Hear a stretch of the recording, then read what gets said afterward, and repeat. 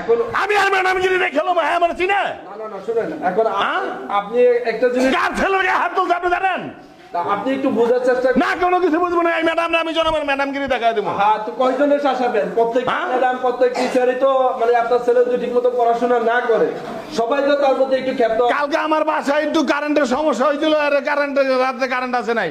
আমার ছেলে এই কারণে স্কুলের লেখা আনতে পারে না, তার জন্য ম্যাডাম মারবে নাকি আমার ছেলেরে? শুধু কালকে তো না, ও কখনোই আনে না, ও তো কখনোই আনে না। কখনোই রেগুলারই করে না। আপনারা গার্জিয়ান, আপনারা কি বাচ্চার প্রতি একটু সতর্ক হবেন না?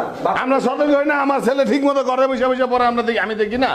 বাচ্চা যদি পড়াশোনা ঠিক রেজাল্টটা দেখছেন, ওর যে রেজাল্টটা। এই আপনারা কথা বলেন না ম্যাডাম, আপনারা কথা বলেন কেন? আপনি যেভাবে এসে ম্যাডামে না, আমার ছেলেরা যে মাইরা, আমার ছেলে কান্দে কান্দে আমার বাসায় গেছে, আমার ছেলের মাইরা তুইছে। বুঝার চেষ্টা করেন। বর্তমানে আমার যত শিক্ষক আছে, শিক্ষিকা আছে, আরে বিয়া আপনারা চিনেন, আপনি শিক্ষক কি সবাই আছে বিয়া? আরে